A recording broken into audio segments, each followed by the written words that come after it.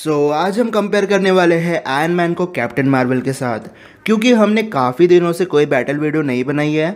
और सेकंड, मुझे हर दिन ये कमेंट आता है कि आपको आयरन मैन और कैप्टन मार्वल की सुपर बैटल चाहिए।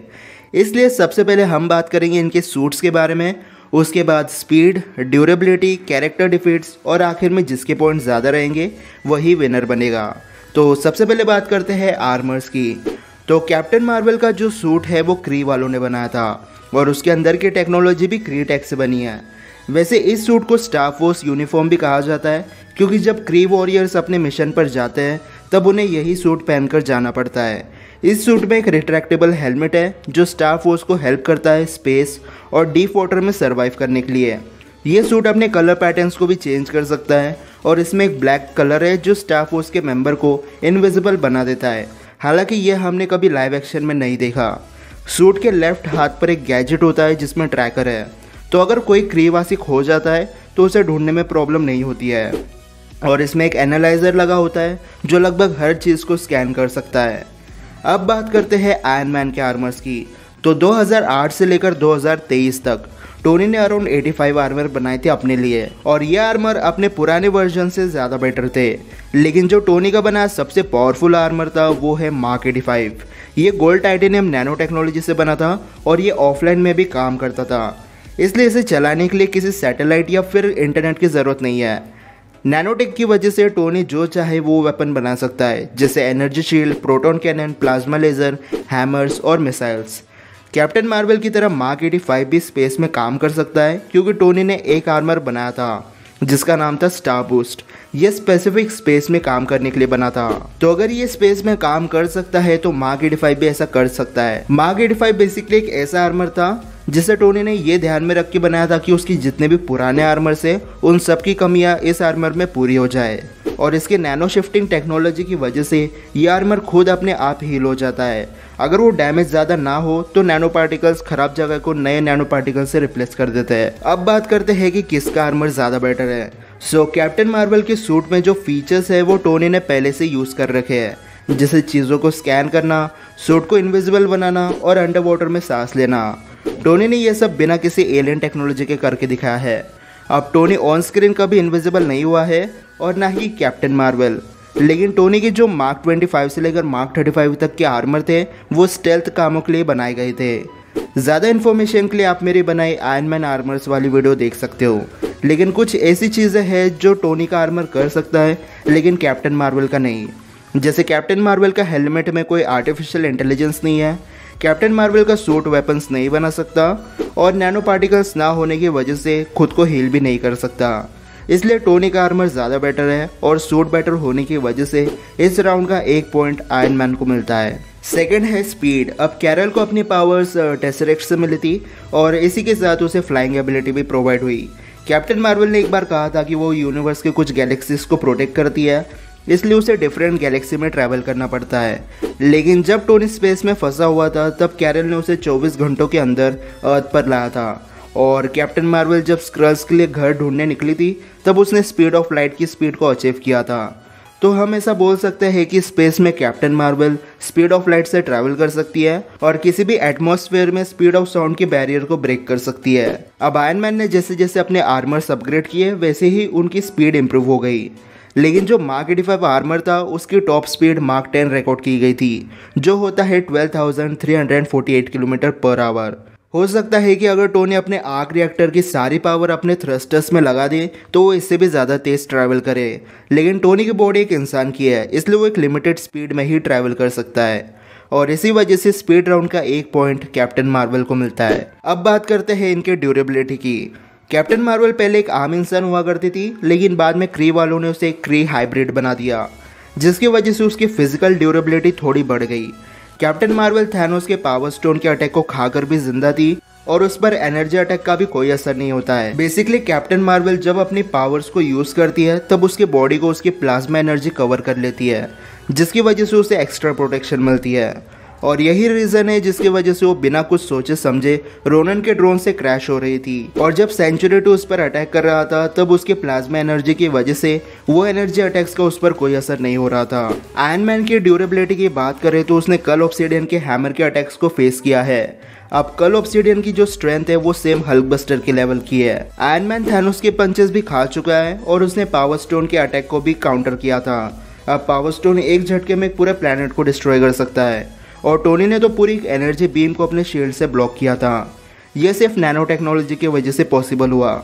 आयरन मैन आर्मर्स पर लाइटनिंग का भी असर नहीं होता है क्योंकि आर्क रिएक्टर एनर्जी को अब्सॉर्ब कर लेता है। मार्क 85 ने म्यूनर के अटैक को भी झेला है। अब ऑफ कोर्स यहाँ पर टोनी बेहोश हो गया था बट आर्मर को ना के बराबर डैमेज हुआ था और आयरन मैन इन्फिनिटी स्टोन्स की एनर्जी को भी कंट्रोल कर चुका है। इससे टोनी की डेथ हो गई थी लेकिन स्टिल वो अपने स्नैप करने में कामयाब हो गया था।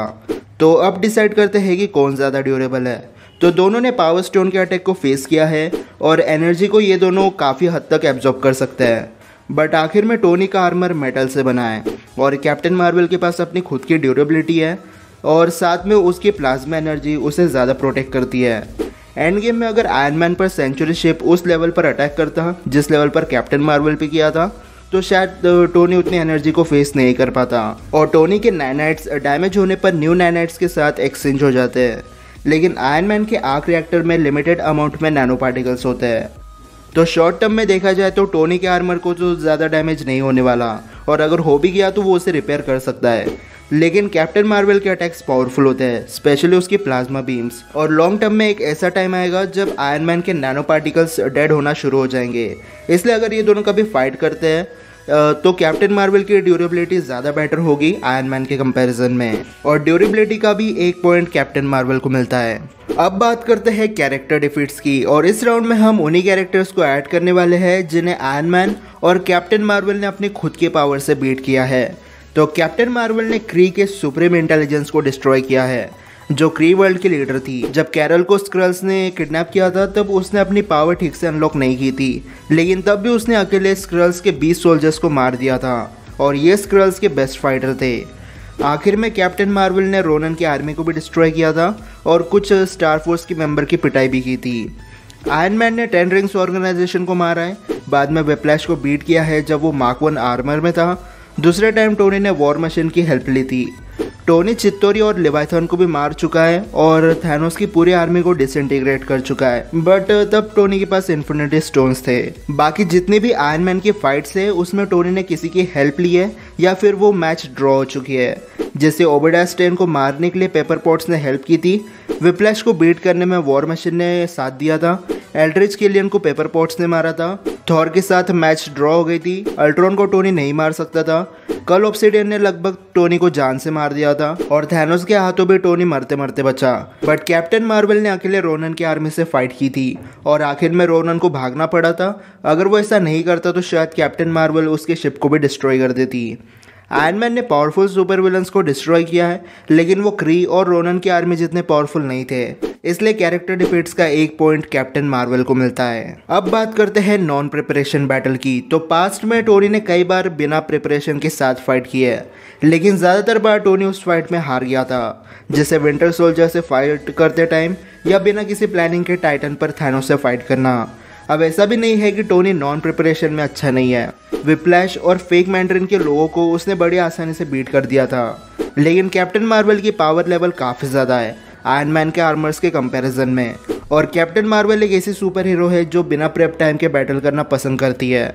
जैसे थैनोस को मारने वो अकेले जाने वाली थी और स्टार फोर्स और रोनन की आर्मी से भी कैप्टन मार्वल ने फाइट की है और इन बैटल्स में वो ठीक से तैयार भी नहीं थी। कैप्टन मार्वल के नॉन प्रिपरेशन बैटल के रिकॉर्ड ज़्यादा बेटर है आयरन मैन के कंपैरिजन में, इसलिए नॉन प्रिपरेशन बैटल का 1 पॉइंट कैप्टन मार्वल को मिलता है। अब नेक्स्ट राउंड है प्रिपरेशन बैटल के साथ। तो सबसे पहले तो हमने आज तक कैप्टन मार्वल को किसी बैटल के लिए प्रिपेयर होते हुए नहीं देखा है। उसको अपने पावर्स पर इतना भरोसा है कि वो सामने वाले के पावर्स जाने बिना ही उस पर अटैक कर देती है। लेकिन टोनी एक ऐसा बंदा है जिसे अगर कुछ टाइम मिल जाए अपने एनिमी को समझने में तो चांसेस बहुत ज़्यादा बढ़ जाते हैं कि वो एनिमी को हरा सकता है। जैसे जब वो 10 रिंग्स ऑर्गेनाइजेशन से फाइट करने गया था तब वो पूरी तरीके से तैयार था, जिसकी वजह से उससे ज़्यादा प्रॉब्लम नहीं हुई उनके बेस और उन्हें डिस्ट्रॉय करने में। ऐसे ही एल्ड्रिच किलियन के साथ हुआ। टोनी को पता था कि जब वो पेपर पॉट्स को रेस्क्यू करने जाएगा तब उन्हें एक्सट्रीमिस्ट के शिकारियों से फाइट करनी पड़ेगी और इसीलिए वो अपने आयरन लीजन की फ़ौज बुलाता है। और एंड गेम में आयरन मैन प्रिपेयर तो नहीं था बट उसे पता था कि अगर वो पास्ट में जाकर इन्फिनिटी स्टोन्स ला सकते हैं तो पास्ट का थैनोस भी इन्फिनिटी स्टोन्स लेने आ सकता है और इसीलिए टोनी ने अपनी सूट इतना पावरफुल बना दिया था कि मार्क 85 ने कुछ सेकंड्स के लिए सही लेकिन इन्फिनिटी स्टोन्स के पावर को कंट्रोल किया था। और एवेंजर्स एज ऑफ अल्ट्रॉन में भी टोनी ने ब्रूस बैनर के साथ मिलकर हल्क बस्टर बनाया था।